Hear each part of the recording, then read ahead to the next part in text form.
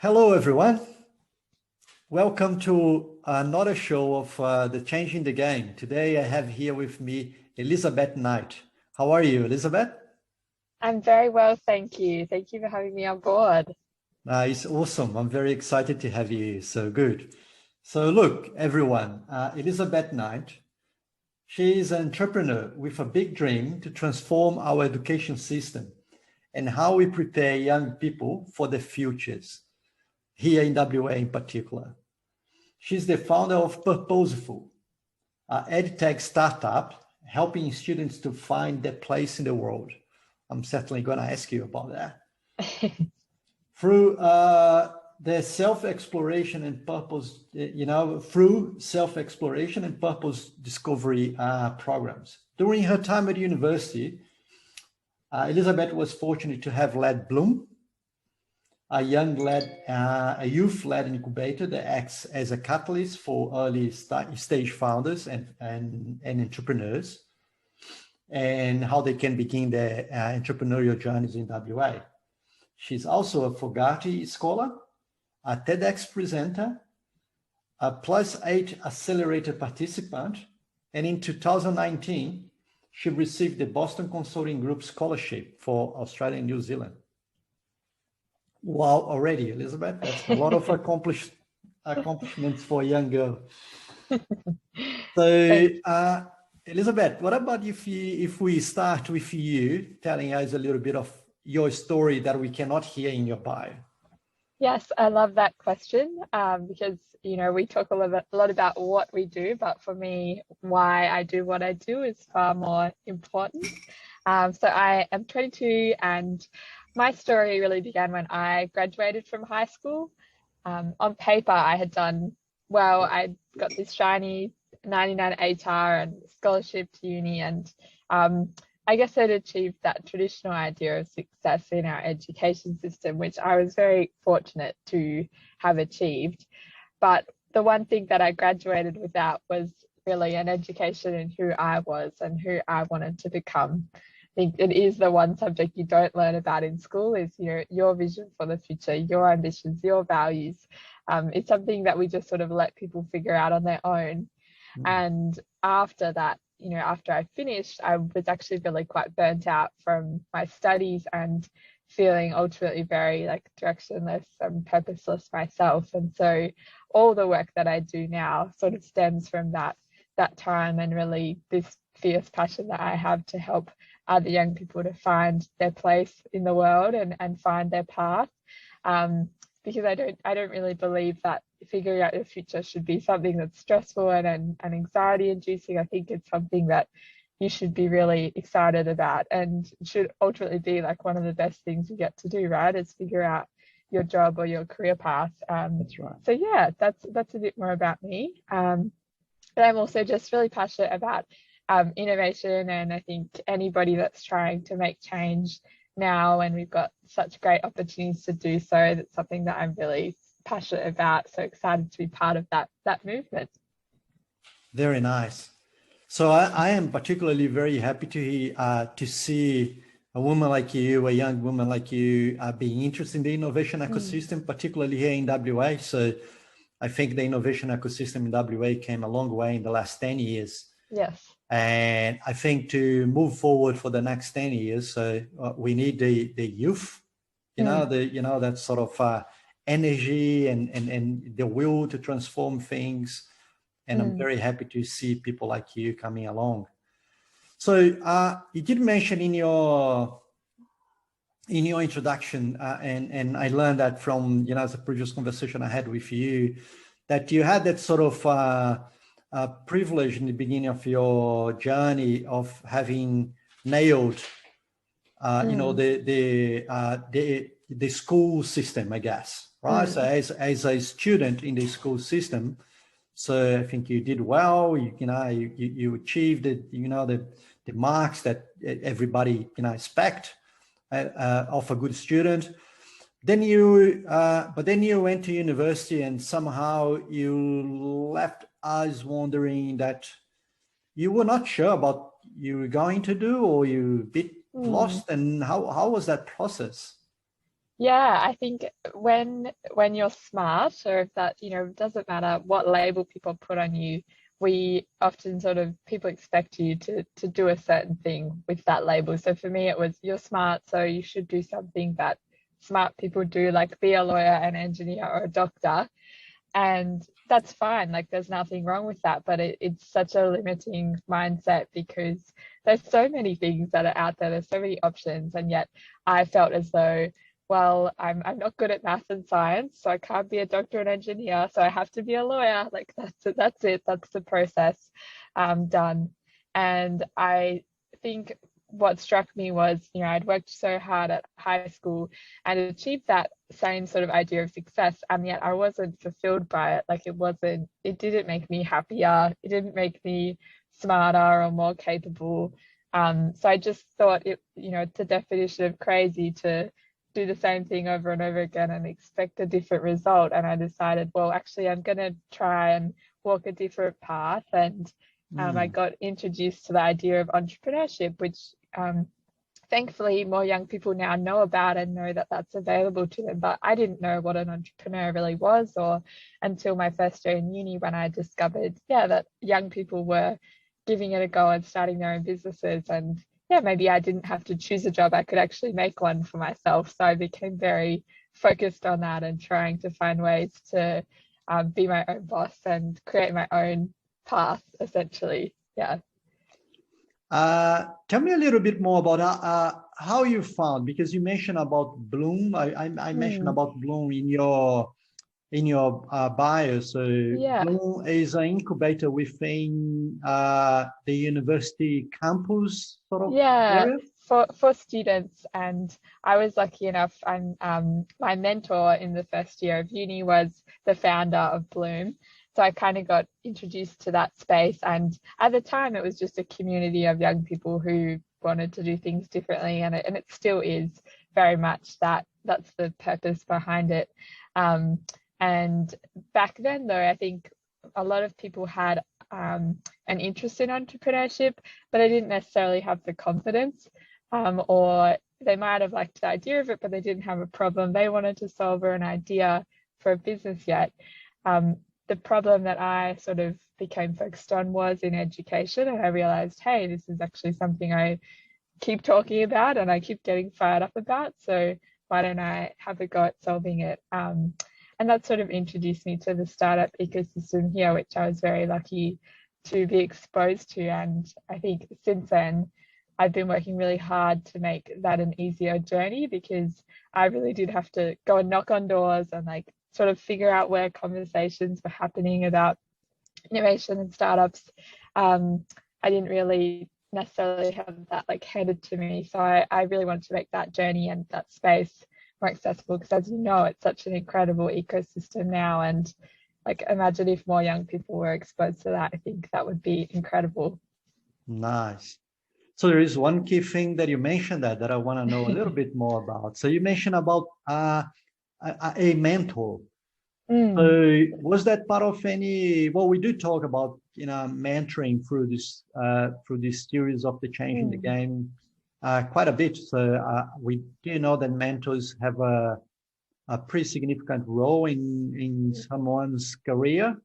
mm. And was this part of any program? Was it formal? Was it informal? How that mentoring came about for you? Yeah, in my first few weeks at university, through the scholarship program, they paired us with like an older student, who happened to be Mark, who started Bloom, and which was great because at that point I didn't know what entrepreneurship was, but it introduced me to that whole pathway. Um, I think since then, the way I've sort of like related to mentors, I don't necessarily have like one set mentor. I've never asked someone, will you be my mentor? And can, this be like a formal relationship? I tend to have people that have just been champions of me, or I've admired, and go to them with like specific, challenges, or whether it's business or finance or career, like those different people for different things, I think. And I found that's way more manageable because generally speaking, like one person won't have all the answers for you. I think when you're younger, you should try and be exposed to more ideas and opinions so that you can kind of form your own opinions about things. So that's sort of been, I've had some brilliant mentors like since then, and they probably don't know that they were officially a mentor to me, but who've definitely shaped my path for sure. Very nice. So, and your journey through university and Bloom, and you did some internships and participating in some programs. Then you ended up founding Purposeful, Yes. right? Yes. So, can you tell us more about what is Purposeful? Yeah, so Purposeful is a startup helping young people to find the right path for them and ultimately to figure out what they're passionate about and what they want their career or future path to be. And it definitely stems from my own experience and just the thousands of young people that I've met and worked with since then who feel so much pressure to make the right decision. They feel an immense amount of anxiety and stress to have all the answers, to know what they want to do for the next 5-10 years of their life. And for most people, it's a space where they're not really getting a lot of support. They're not getting unbiased advice either. I mean, we all have a bias, but the main sort of career advice comes from like universities. Obviously, they're going to tell you to end up at university. And so there's not really a community or a space for young people to actually like realize that they're not alone, that those challenges are something that it's a massive part of life that we all go through. So Purposeful is really that space where people can go to when they're lost to redirect towards a path that's right for them or what they're passionate about. So I've done a whole lot with that in the last sort of 2 years. We've run sort of careers education programs in high schools to supporting university students and school leavers to find their passion. We've also got our on-demand careers advice service, which is called the Lost Button, which was sort of this idea of, what if you could turn careers advice into something that was more automated and more accessible, and what if we could help people to get unstuck really quickly with those burning questions that we often have about our futures, but don't have anyone to turn to other than Google. So yeah, it's been a really awesome journey. I'm so lucky and so excited by this space as well. Very nice. Tell me, it's just a little bit more on that, but the reason why I'm interested is this. So that's a frequent conversation that happens, right? So it could be myself being a more community with other parents sort of thing, where we are not sure the best advice that we can give to our kids because we have our bias as well, right? So we have our expectations, which many times don't help. Yeah. But also, even in our company, so we have lots of young employees that are still, they already graduated, they already have their first jobs, but they are still already figuring out, what they like, what they don't like, what their careers will look like in the future. So what it looks like and Purposeful for someone that needs that advice, they approach Purposeful, or these are public events, or how it works? Yeah, so there's sort of two streams. One, we have worked with schools and universities directly, so running and incubating programs for their students. But if you just want to approach us, then the main channel is through the Lost Button, which is our careers advice service. So you can just submit a problem or question that you have about your future, and we send back a bunch of personalized advice and ideas to help them get unstuck quickly. So it could be like an activity or a podcast episode or a resource designed for them to not work everything out, but just to nudge you in the right direction.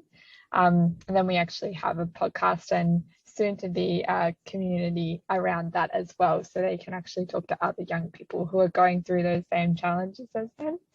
I want to touch on as well what you were saying about, for parents and employers, like that is a really big problem, and certainly I've seen so much of that. I think everyone in this space has really good intentions. My mindset has been that, I'm not a careers advisor, really, and no one sort of is in that position anymore, because none of us really know what the future of work is ultimately going to be, and none of us have like a crystal ball to actually look in and say this is the path for you.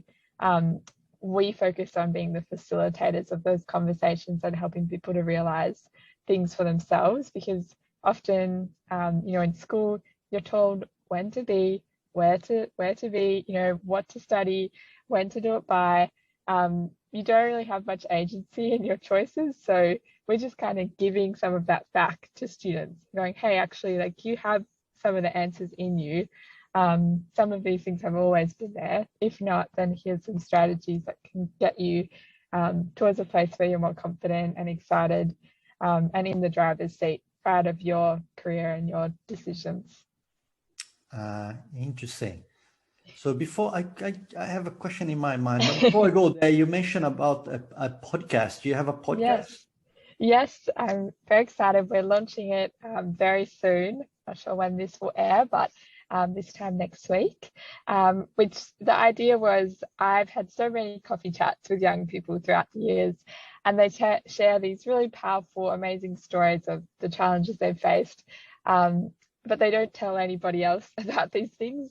It's a problem that when you're lost, like, you don't want to admit it to other people. And so I've sort of been on the receiving end of these really magical moments when people have like shared their stories, and just sort of I wish I had a recorder here. Like, I wish I could just get you to repeat that and share it with others. And that was the concept behind this. We just wanted to make advice more relevant, relatable, and approachable, so that, what if you actually had another resource other than your careers advisor to go to, and what if it was driven by young people who really understand the nuances of that space. So it's called The Lost Button, the same name as the cruise service, and we're going to be interviewing a whole bunch of young people and featuring sort of their biggest challenges and questions, tackling them on the show with other young people. So very excited for that one to launch soon.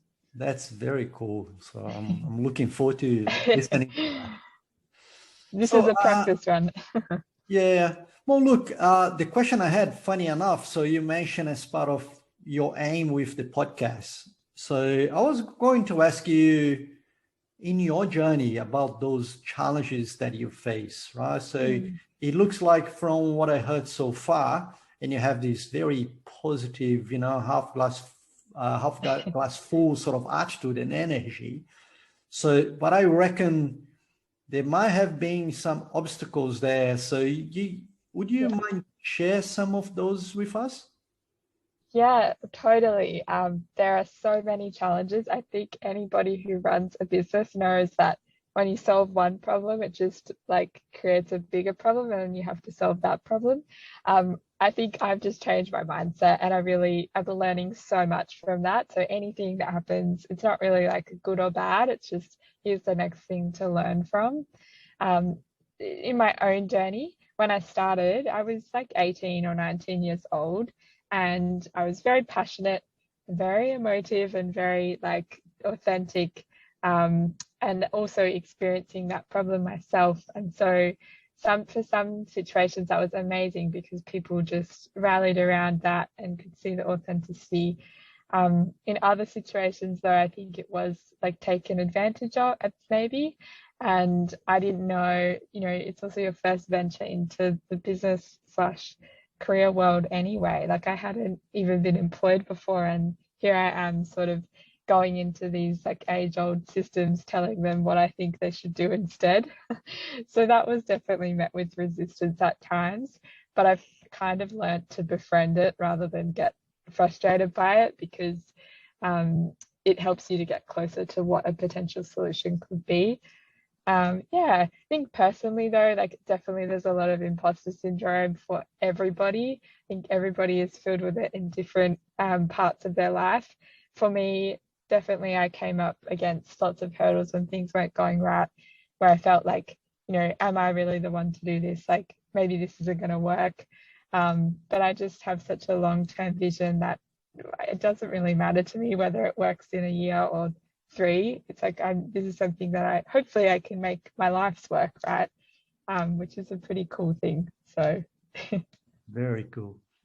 So it's interesting that you go through, it looks like the path that you take in terms of thinking, what's going to happen next is a little bit unique in terms of, sometimes you see entrepreneurs that want to have a plan or demonstrate that this will happen, that will happen, that will happen. So you seems to be a bit more relaxed on that and be working hard for sure.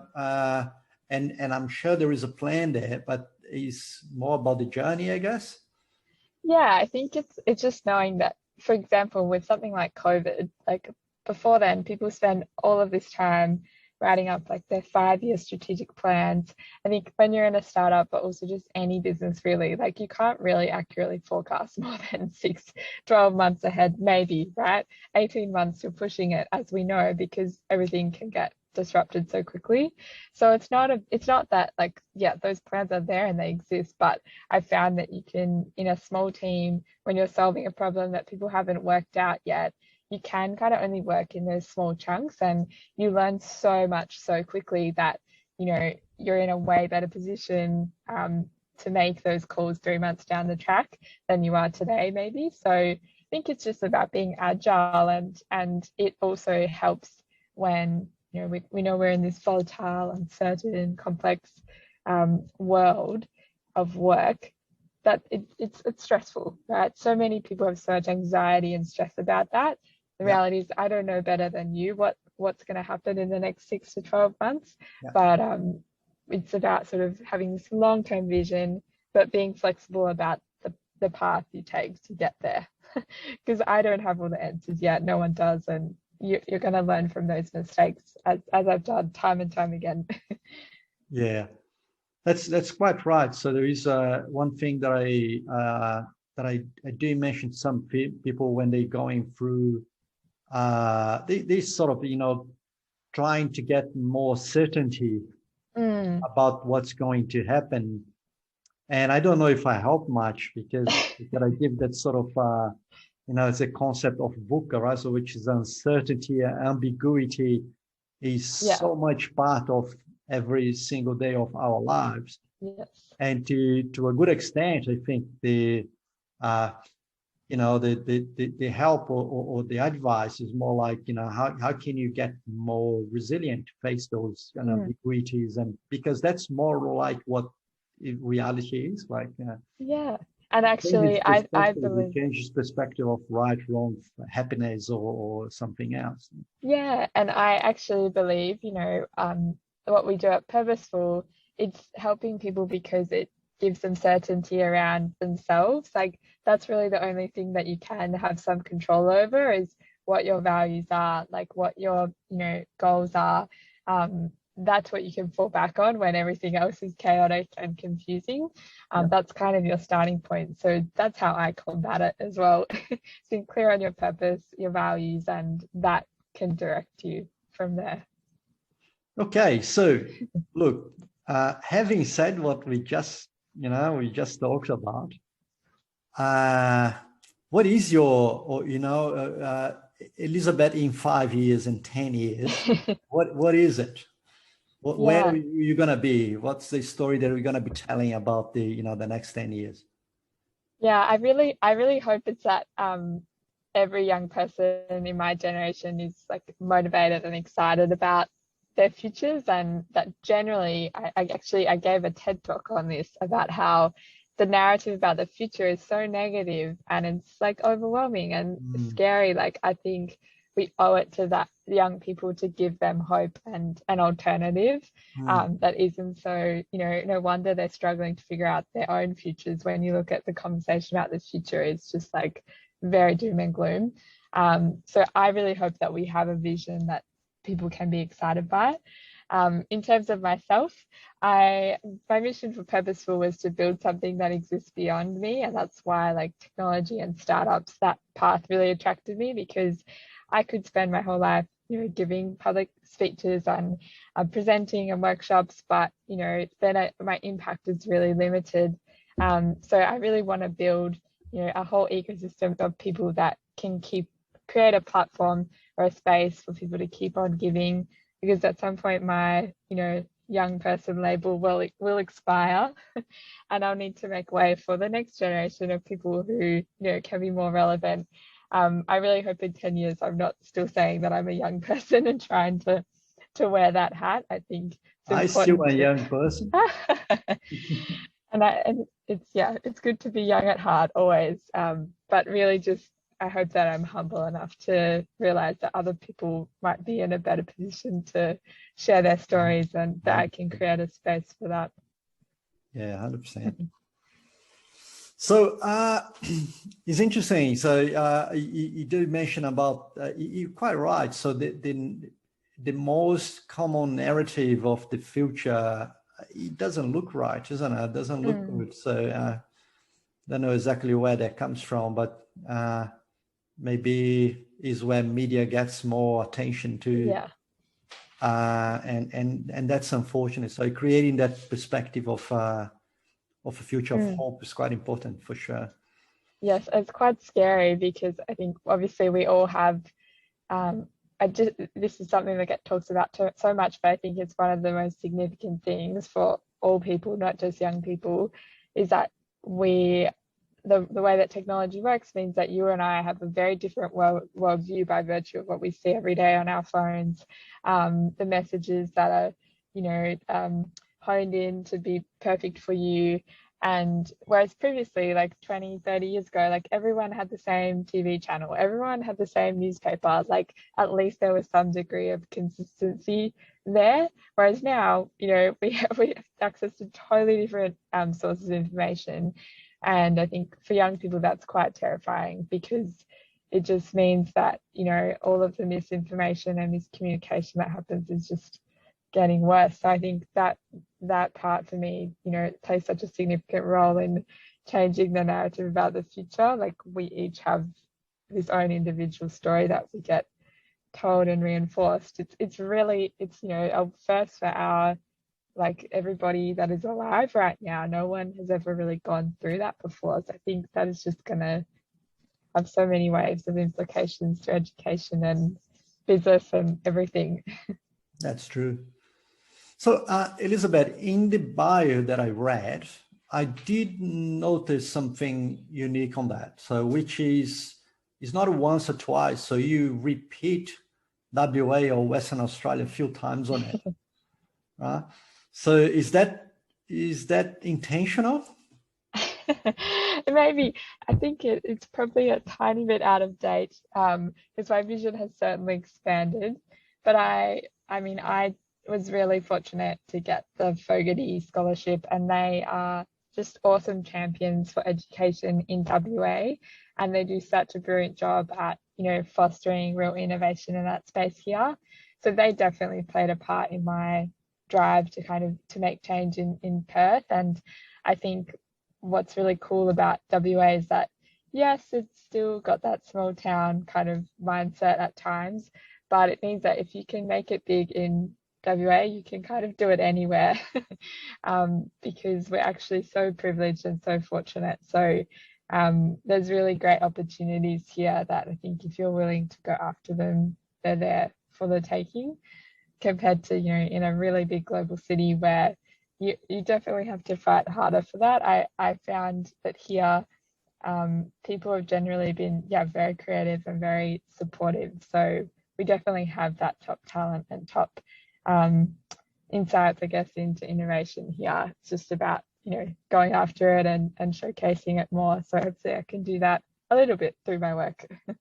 Yeah, no, that's very good to hear. So, and you're quite right. So when we stop to think about the privilege we have about, living in WA or enjoying so many things. There are so many natural entitlements of being here. So, if we talk about business, we talk about the energy market, you talk about, the resources market, you talk about the medical we talk about, you know, the cybersecurity. There's so many innovations going on over here, and with a hat of an investor that, you know, the group that I sit together in Perth Angels. So we keep looking at this, you know, how can we nurture more the local market, how we can get more access to the local entrepreneurs, or help to educate the other potential investors that we have locally, so we can nurture that environment here.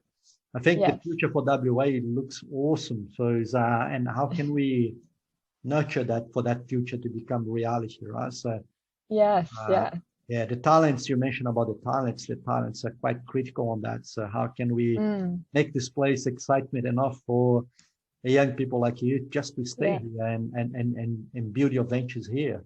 So well, certainly I could say that thanks to COVID, in terms of the education that's available online and the communities that once were totally just in-person based, you know, all of those communities, particularly in startups and innovation, they now exist like virtually in really cool ways. So I think, you know, it just means that that barrier that we previously thought of here, and that we're far away from everything, like we're really not. It's so easy to be connected at the tap of a button to the rest of the world and to the exciting things that are happening in Silicon Valley or in Sydney or Tel Aviv or wherever, like that content is available to us. So I think, we just need to go for it. Stop waiting for it to come to us. Very nice. Elizabeth, in this with changing the game, which by the way, but look, is such a unique figure in changing your own game and changing the game for other people. So in this first series, I'm only having interviews with girls, with women. And there's part of the motivation for that is related to diversity and how that sort of gender diversity affects or how much that was a factor in the story of these women that I have been talking with. So most of them are older than you. So we have that perspective of the challenges they had along their career with that sort of hat of gender. So how that happens for you? So is that how relevant it is, that gender identity in your story? Yeah, I think it's very relevant. I think the biggest impact for me is more about how we do business.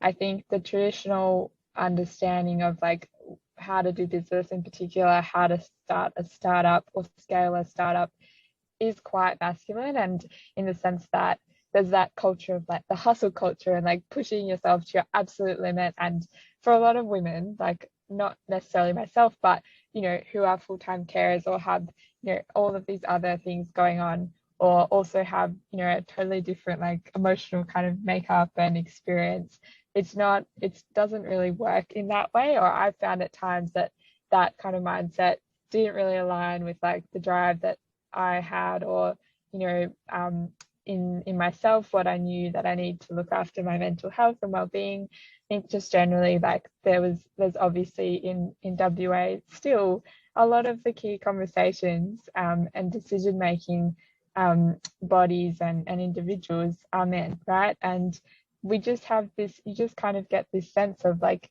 people promoting of other men promoting other men, and not realizing that that bias is even there, just because maybe myself, you know, I'm not as loud. I was never the most charismatic person in the room, or charismatic in that sense, which I'd also say is quite a masculine kind of idea that we have. Had my own sort of way, or my own sort of voice. So I guess to combat that, like instead of trying to knock on people's doors and get people to listen to me, I would create my own rooms and create my own tables and try and do it that way, instead of like, doing business in a way that just didn't make sense to me. I don't know how much of that, you know, other people can say can be attributed to gender, but I definitely see those forces at play. It's just difficult to pinpoint them and articulate them at times, which I think makes it harder to overcome them. That's fabulous. So just the way you deal with the problem in front of you and creating your own experience and really changing the game. So that's pretty cool. I'm very stubborn and I'm very motivated, which is a great driver for innovation. That's So, entrepreneurs' characteristics, and one of them. yes. So, Elizabeth, we are already talking for more than 30 minutes, right? We didn't know at the beginning if we were being able to entertain for more than 30 minutes, but here we go. So we didn't even start it yet. So look, I'm definitely interested in following up more in what's going on, etc. So it's fabulous the introduction to what you're doing that you just gave to us. So I appreciate that. So before we finish, so just a final question, right? So if there is a young girl listen to this and she's lost, she wants get some help, what is your advice? Talk to me.